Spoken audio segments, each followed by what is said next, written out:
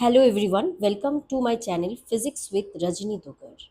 আজকের এই ভিডিওতে আমরা 2022 সালের WBCS মেন্স পেপার 4 এর ফিজিক্সের যেগুলো প্রিভিয়াস ইয়ার কোশ্চেন এসেছিল সেগুলো ইন ডিটেল ডিসকাস করব। লাস্ট ভিডিওতে আমি 2023 সালে ফিজিক্সের প্রিভিয়াস ইয়ার কোশ্চেন্সগুলো ডিটেইলে ইন ডেপথ ডিসকাস করেছিলাম।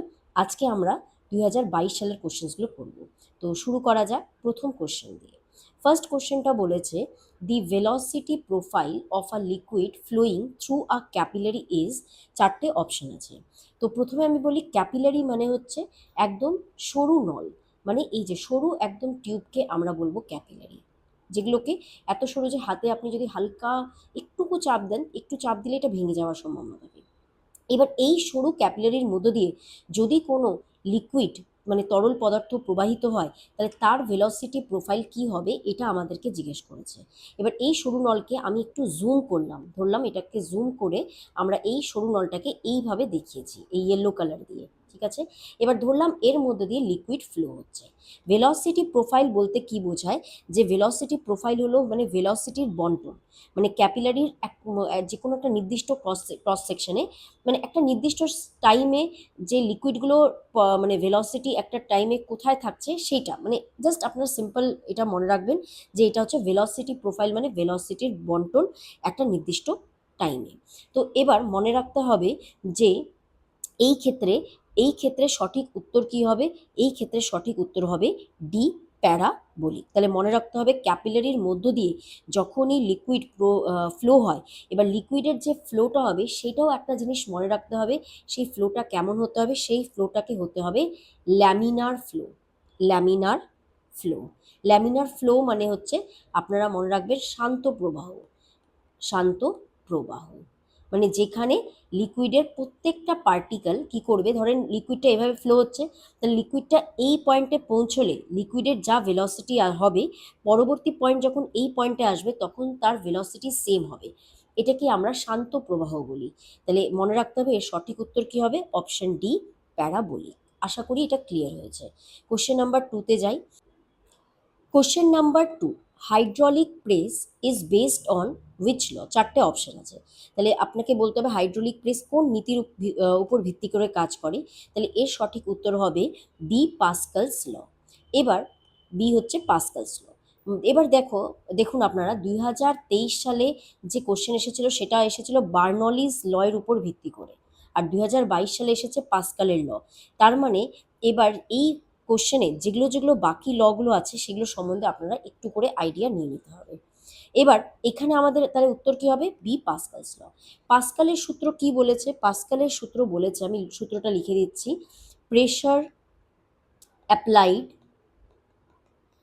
at any point at any point of a confined liquid is transmitted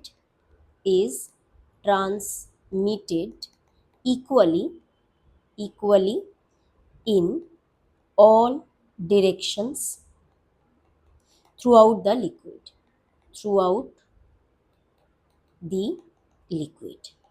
তার মানে এটার একটা মানে খুব যদি ইজি আমি এক্সাম্পল নিই তাহলে কি হবে, আমি এটা কি বোঝাতে পারবো। ধরলাম একটা বেলুন নিলাম, একটা ফুটবলের মতন একটা বেলুন বা ফুটবলের মতন একটা জিনিস নিলাম, সেখানে কি করলাম, সেখানে আমি জল ভরে দিলাম ভিতরে। তাহলে ভিতরে কি আছে, ভিতরে আছে হচ্ছে জল। এবার এই যে ফুটবলটা আছে, এখানে কি করা হলো, এখানে বিভিন্ন জায়গায় ছোট ছোট ছিদ্র আগে থেকে করা ছিল। তাহলে এখানে ছোট ছোট ধরলাম ছিদ্র করা ছিল।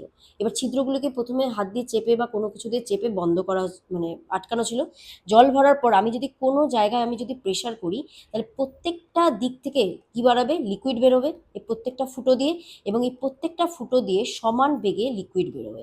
তার মানে প্রেশার আমি যে কোনো একটা পয়েন্টে প্রেশার দিই না কেন, এই কনফাইন লিকুইড মানে এর মধ্যে লিকুইডটা ভর্তি আছে, আবদ্ধ আছে। তাহলে এই আবদ্ধ লিকুইডের মধ্যে যে কোনো বাইরের দিকে প্রেশার দিলে কি হবে, সেই প্রেশারটা এই আবদ্ধ লিকুইডের প্রত্যেকটা পয়েন্টে সমভাবে সঞ্চারিত হবে। ওকে, এই জন্য প্রত্যেকটা থেকে যে লিকুইড বেরোবে তার প্রত্যেকটারই বেগ কি হবে, সেম হবে। এটাই হচ্ছে পাস্কালের সূত্র। আশা করি বোঝা গেছে এটা। এবার হাইড্রোলিক প্রেস তাহলে কি নীতির উপর ভিত্তি করে কাজ করে, পাস্কালের সূত্রের উপরে কাজ করে। Question number third, question number third কি বলেছে যে current in a circuit is wattless when phase difference between current and voltage কি হবে এটা বলতে হয়েছে। এবার ওয়াটলেস কারেন্ট কি হয়, প্রথমে আমি ওয়াটলেস কারেন্ট কি হয় এটা আমি বলে দিই আপনাকে। ওয়াটলেস কারেন্ট, ওয়াটলেস কারেন্ট হচ্ছে যেই মানে এটা হচ্ছে এসি সার্কিটের জন্য, মানে এখানে আপনি মানে এটা মনে রাখতে হবে আপনাদের যে when average power consumed, average power consumed in an AC circuit, in an AC circuit is zero, then the current is known as whatless current। তখন সেই কারেন্টটা যেই কারেন্টটার জন্য মানে অ্যাভারেজ পাওয়ার যে এসি সার্কিটে কনজিউম হবে সেটা যদি জিরো হয় তাহলে সেই কারেন্টকে আমরা বলি হচ্ছে ওয়াটলেস কারেন্ট। ওকে, এবার একটা সার্কিটে কারেন্ট যদি ওয়াটলেস হয় তাহলে সেখানে কারেন্ট আর ভোল্টেজের মধ্যে ফেজ ডিফারেন্স কত হবে। তো এটার উত্তর কি মনে রাখতে হবে, এখানে এর উত্তর মনে রাখতে হবে যে উত্তর হবে π/2। Option B is the correct answer. এবার এখানে মানে মানে অ্যাকচুয়ালি থিওরি আছে এখানে যে অ্যাভারেজ পাওয়ার, যদি আমি average power in an AC সার্কিটের কথা বলি তাহলে তার ফর্মুলা হচ্ছে P is equal to, power হচ্ছে P is equal to V I cos phi. Okay, এই কস ফাইটাকে আমরা বলি হচ্ছে পাওয়ার ফ্যাক্টর, কস ফাইকে আমরা কি বলি, পাওয়ার ফ্যাক্টর, পাওয়ার ফ্যাক্টর। এবার ওয়াটলেস যদি কারেন্ট হতে হয় তাহলে অ্যাকচুয়ালি এই কস ফাই মানে পাওয়ারটাকে পিকে জিরো হতে হবে। পি জিরো কখন হবে, যখন কস ফাই জিরো হবে। আর কস ফাই কস কার জন্য মানে জিরো হয়, কস 90 ডিগ্রি, π/2 মানে কি 90 ডিগ্রি, কস 90 ডিগ্রির ভ্যালু অ্যাকচুয়ালি কি হয়, জিরো হয়। তাহলে কস π/2 এর ভ্যালু যেহেতু জিরো তার মানে অ্যাভারেজ পাওয়ারটাও জিরো হচ্ছে। তাহলে এর সঠিক উত্তর কি হবে ওয়াটলেস কারেন্টের ক্ষেত্রে ফেজ ডিফারেন্স, ফেজ ডিফারেন্স হবে π/2। ওকে, এবার কোশ্চেন নাম্বার 4, কোশ্চেন নাম্বার 4টা খুবই ইজি কোশ্চেন। কোশ্চেন বলেছে Zener diode is used as coupler, rectifier, amplifier, voltage regulator. তো এটার সঠিক উত্তর হবে জেনার ডায়োড সাধারণত ব্যবহৃত হয় কিসের হিসাবে, ভোল্টেজ রেগুলেটর হিসাবে, মানে এই ভোল্টেজের ভ্যারিয়েশনটাকে কন্ট্রোল করবে। ওকে, এবার এখান থেকে কিছু কিছু জিনিস আমাদেরকে মনে রাখতে হবে। জেনার ডায়োড যেটা বলা হয়েছে, এবার এখান থেকে মনে রাখতে হবে জেনার ডায়োড যখন সার্কিটে কানেক্টেড হয় তখন সেটা রিভার্স বায়াসে কানেক্টেড হবে, রিভার্স বায়াসে কানেক্টেড হবে। এবার ফরওয়ার্ড বায়াস, রিভার্স বায়াস কি হয় এগুলো আপনারা হয়তো নিশ্চয়ই পড়েছেন, সেমিকন্ডাক্টর বা ইলেকট্রনিক্স যেগুলো সাবজেক্ট আছে, ইলেকট্রনিক্স যে পোর্শন আছে সেখানে আপনারা পড়বেন। তো সেখানে মনে রাখতে হবে জেনার ডায়োড সার্কিটে কিভাবে কানেক্ট করা হয়, রিভার্স বায়াসে। এই জেনার ডায়োডের যে সিম্বল সেই সিম্বলটা হচ্ছে ঠিক এরকম, এইভাবে আর এইভাবে করে সিম্বল হবে জেনার ডায়োডের। ওকে, এটা হচ্ছে জেনার ডায়োডের সিম্বল। জেনার ডায়োড কি হয়, মানে কোনো কারণে যদি আপনার ভোল্টেজ কোনো কারণে ভোল্টেজ দেখা গেল ইনক্রিজ হয়ে গেল বা ডিক্রিজ হয়ে গেল, এই জেনার ডায়োড যদি সার্কিটে লাগানো থাকে তাহলে আউটপুট ভোল্টেজ সবসময় ফিক্স হয়।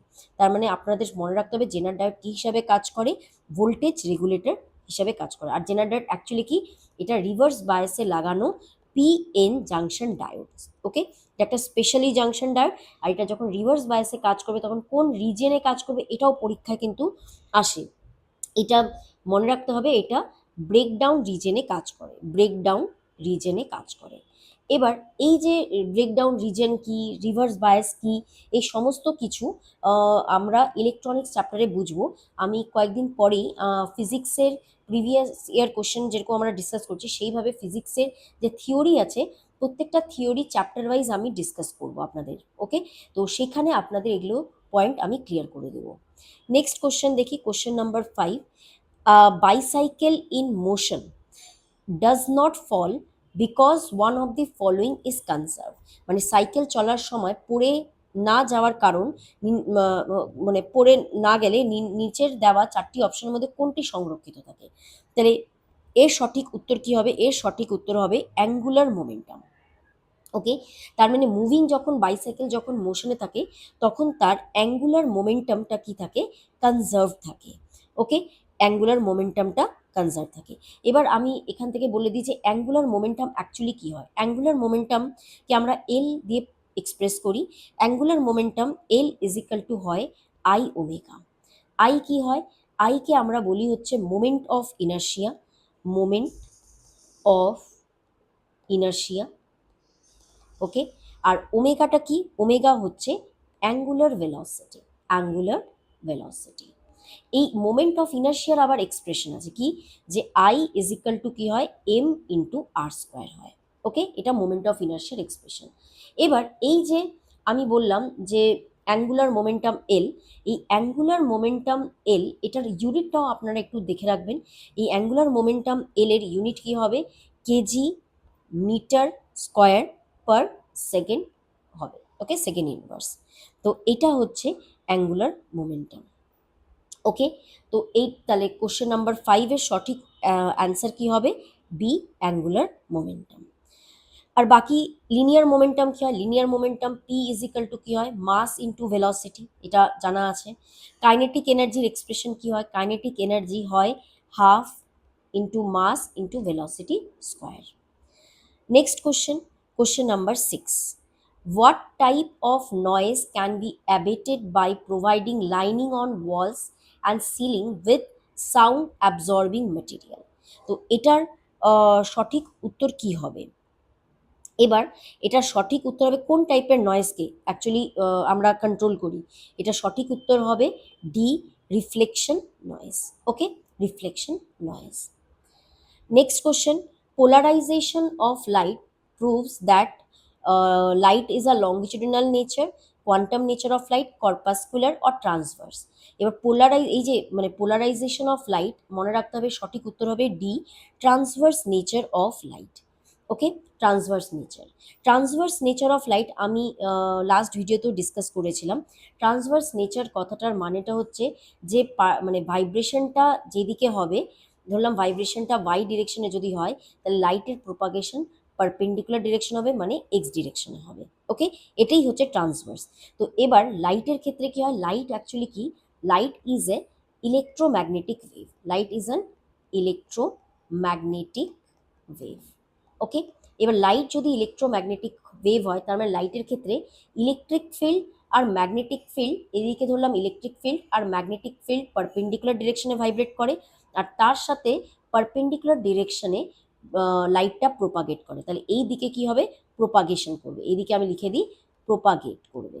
তার মানে এটা যদি এক্স অ্যাক্সিস হয়, একটা ওয়াই অ্যাক্সিস হবে, একটা জেড অ্যাক্সিস হবে, তাহলে এখানে তার মানে ভাইব্রেশনের সাথে প্রোপাগেশনটা পারপেন্ডিকুলারলি হচ্ছে, তার মানে লাইটটা কি একটা ইলেকট্রোম্যাগনেটিক ওয়েভ, আর এটা কি নেচারের, এটা হচ্ছে ট্রান্সভার্স নেচারের। এবার এই পোলারাইজেশন অফ লাইট থেকে লাইটের কি প্রুভ হয়, মনে রাখতে হবে ট্রান্সভার্স নেচার অফ লাইটটাই প্রুভ হয়, ওকে। পোলারাইজেশন জিনিসটা যে আছে, পোলারাইজেশন মানে হচ্ছে যে ভাইব্রেশনগুলোকে রেস্ট্রিক্ট করা, ওকে। ধরলাম আমি এই জিনিসটা যদি বোঝাই, পোলারাইজেশন কথাটার মানে আমি এটার লিখে দিই আপনাদের জন্য। পোলারাইজেশন মানে হচ্ছে it is the of process of রেস্ট্রিক্টিং process of restricting the vibrations of light to a single perpendicular to a single plane which is perpendicular, এই সিম্বলটা আমি পারপেন্ডিকুলার সিম্বল দিলাম, which is perpendicular to the direction of propagation, direction of propagation। আশা করি clear হয়েছে। তার মানে ধরলাম যে ভাইব্রেশনটা ধরলাম এদিকেও হচ্ছে আর এদিকেও হচ্ছে, তাহলে এই দুই ভাইব্রেশনের মধ্যে যদি আমি যে কোনো একটা ভাইব্রেশনকে কাট করে শুধু ভাইব্রেশনটা এই বরাবর যদি থাকে, এই ভাইব্রেশনটাকে আমি কাট যদি করে দিই, তাহলে একদিকের ভাইব্রেশন যদি হয়, তাহলে এটাকে আমরা বলবো পোলারাইজেশন অফ লাইট, মানে লাইটটা পোলারাইজড হয়ে গেছে, এই লাইটটাকে আমরা বলবো polarised light, okay. Okay, next question number 8-এ চলে যাই। কোশ্চেন নাম্বার 8 বলেছে contact angle of mercury with respect to glass কী হবে। Contact angle of mercury with respect to glass হবে গ্রেটার দ্যান 90 ডিগ্রি, 90 ডিগ্রি থেকে বড় হবে। মার্কারি মানে হচ্ছে পারদ, ওকে। তো এবার এই কন্ট্যাক্ট অ্যাঙ্গেল, এই কন্ট্যাক্ট অ্যাঙ্গেলকে আমরা বাংলায় কি বলি, এটাকে আমরা বলি হচ্ছে স্পর্শ কোণ, ওকে, স্পর্শকোণ মানে কোনো তরল, যেমন আমি ধরলাম এখানে আমি নর্মালি, এবার কি হবে, যদি আমি কোনো মার্কারি ড্রপ আমি রাখি, তাহলে মার্কারি ড্রপ সবসময় কি হয়, মার্কারি ড্রপ সবসময় এই শেপে থাকতে চায়, তাই না, এইভাবে থাকে, বা মানে বেশি হলে এই একটা গোল আকারে থাকতে চায়, তাই না। তো এবার এই যে মার্কারি এইভাবে থাকার কারণটা কি, কারণটা হচ্ছে মার্কারি হচ্ছে, ধরলাম এটা হচ্ছে গ্লাস আর এটা হচ্ছে মার্কারি, মার্কারি সিম্বল Hg। এবার অ্যাকচুয়ালিতে মার্কারি কি হয়, মার্কারির মধ্যে মলিকিউলগুলোর মধ্যে নিজেদের মধ্যে ফোর্সটা এত বেশি হয় যে ওরা গ্লাসকে ভেজায় না, এটাও কোশ্চেন আসে। ওকে, মানে মার্কারির যেহেতু স্পর্শকোণ 90 ডিগ্রি থেকে বেশি, তাই জন্য মার্কারি গ্লাসকে ভিজিয়ে দেয় না। ওকে, এটা বোঝা গেল। তাহলে এবার এবার কোশ্চেন এবার স্পর্শকোণটা কি হয়, যেটা আমি বলছিলাম, স্পর্শকোণ মানে এখানে কোনো যদি কোনো তরল থাকে, কোনো তরলকে যদি আমি এই যে কঠিন ধরলাম, এটা গ্লাস, কঠিনের উপরে রাখা হয়, তাহলে তরল আর কঠিনের সংযোগস্থলে যেই অ্যাঙ্গেলটা তৈরি হবে, ঠিক আছে, মানে অ্যাঙ্গেলটা হবে কিভাবে হবে, মানে অ্যাকচুয়ালি এই জিনিসটা হচ্ছে এইভাবে হয়, ধরলাম এটা আছে, মার্কারি এর মধ্যে এরকম থাকবে। ওকে, মার্কারি এইভাবে থাকে। এবার এইখানে একটা আমি স্পর্শকোণ তৈরি করব। এবার স্পর্শকোণ যেভাবে আমি তৈরি করি, তাহলে এই যে ট্যানজেন্ট আমি করলাম, এইখানে যে অ্যাঙ্গেলটা হচ্ছে সেটাই হচ্ছে আমার স্পর্শকোণ। এত ডিটেলে বুঝতে দরকার নেই, আপনারা শুধু মনে রাখবে যে যার স্পর্শকোণ বা কন্ট্যাক্ট অ্যাঙ্গেল 90 ডিগ্রি থেকে বেশি হয় সেটি কাচকে ভেজায় না, আর যার স্পর্শকোণ 90 ডিগ্রি থেকে কম হবে সেটি কাচকে ভিজিয়ে দেয়। এই কোশ্চেনটা কিন্তু পরীক্ষায় আসে। Next question number 9, question number 9 বলেছে র্যাডার। র্যাডার কি হবে, র্যাডার হচ্ছে এর সঠিক উত্তর হবে radio detection and ranging, option A হচ্ছে কারেক্ট। অ্যাকচুয়ালি র্যাডার হলো এমন একটি যন্ত্র যা রেডিও তরঙ্গ ব্যবহার করে কোনো বস্তুর, ওকে, কোনো বস্তুর অবস্থান, কোনো বস্তুর অবস্থান, কোনো বস্তুর দূরত্ব বা কোনো বস্তুর দিক ও গতি নির্ণয় করে। ওকে, এবার এটাই হচ্ছে র্যাডার, তার মানে র্যাডারটা কি একটা যন্ত্র, এবং অ্যাকচুয়ালি এটা কি হয়, এটা রেডিও তরঙ্গ পাঠায় এবং সেই রেডিও তরঙ্গটি বস্তু থেকে প্রতিফলিত হয়ে যে ইনফরমেশন আসছে, সেই ইনফরমেশনটা দিয়েই বস্তুর অবস্থান, দূরত্ব, দিক ও গতি আমরা বলতে পারবো। ওকে, র্যাডার কোথায় ইউজ হয়, যেমন বিমান চলাচলে, ঠিক আছে, এয়ারপ্লেন, বিমান চলাচলে, আবহাওয়ার পূর্বাভাসে, সাবমেরিনের ক্ষেত্রে, জাহাজ চলাচলে, এগুলোতে র্যাডার ইউজ হয়। ওকে, নেক্সট কোশ্চেন আমরা যদি দেখি কোশ্চেন নাম্বার, তাহলে এটা সঠিক উত্তর আমি মার্ক করে দিলাম, এটার হবে A, radio detection and ranging. Question number 10, human ear is most sensitive to the sound of frequencies in between what. দেখো আমরা জানি যে আমাদের যে হিউম্যান এয়ার আছে সেখানে শব্দের রেঞ্জ কি, 20 হার্জ থেকে 20,000 হার্জ পর্যন্ত, এগুলোর মধ্যেকার শব্দ আমরা হচ্ছে শুনতে পারি। এবার যদি 20 থেকে কম হয়, এই সাইডে যায়, মানে 20 হচ্ছে less than 20 যদি হয় তাহলে ওটাও শোনা যায় না, greater than 20 যদি হয়, 20,000 যদি হয় তাহলে সেটাও শোনা যায় না।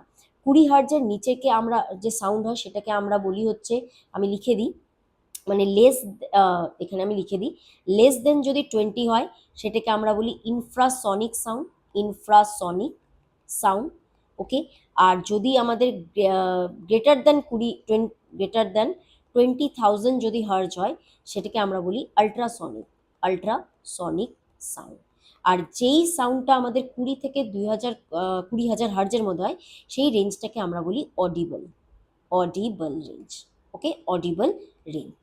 এবার এর মধ্যেও সব থেকে সেন্সিটিভ কোনটা হবে, সেটার উত্তর হবে 500 থেকে 5,000 hertz. Okay, next question, question number 11। দেখো কোশ্চেন নাম্বার 11 কি বলেছে, blueness of the sky is mainly due to what, is mainly due to, এটার সঠিক উত্তর কি হবে, এর সঠিক উত্তর হবে the scattering of sunlight by air molecules. এবার আমি এই কোশ্চেন দিয়ে বুঝিয়ে দিতে চাই যে কেন প্রিভিয়াসের কোশ্চেন্সগুলো ইম্পর্টেন্ট। 2023-তে একটা কোশ্চেন এসেছিল যে অ্যাস্ট্রোনটরা স্পেসকে কি রং দেখতে পায় আকাশে, তখন উত্তর ছিল কালো। কেন, তখন আমি এক্সপ্লেনেশন এটা বলেছিলাম যে কারণ সেখানে এয়ার মলিকুলস নাই, তাই জন্য স্ক্যাটারিং হয় না। তাহলে স্ক্যাটারিং, তার মানে ওই কোশ্চেনটা কিসের রেসপেক্টে, দেখো 2022 সালে যে কোশ্চেনটা আসছিল এটা যদি কারো জানা থাকে তাহলে 2023 সালের কোশ্চেনটাও আপনারা অ্যাটেন্ড করতে পারতেন, তাই না। তাহলে blueness of the sky is mainly due to the scattering of light by air molecules. Actually বায়ুমণ্ডলে কি থাকে, অনেকগুলো মানে ক্ষুদ্র ক্ষুদ্র অণু থাকে। এবার সূর্যের আলো যখন এসে পড়ে, সূর্যের আলোর মধ্যে দেখা যায় যে যে নীল রং অ্যাকচুয়ালি কি হয়, সব থেকে বেশি মানে বিচ্ছুরণ হয়, ঠিক আছে, স্ক্যাটার্ড হয়। রেড কালার কি হয়, বেশি স্ক্যাটার হয় না, রেড কালার সোজাসুজি মানে ফ্লো মানে চলে যায়। তাই জন্য এবার যেহেতু ব্লু কালারটা বেশি স্ক্যাটার হচ্ছে, তাই জন্য আমরা ব্লু কালার দেখতে পাই স্কাইয়ের।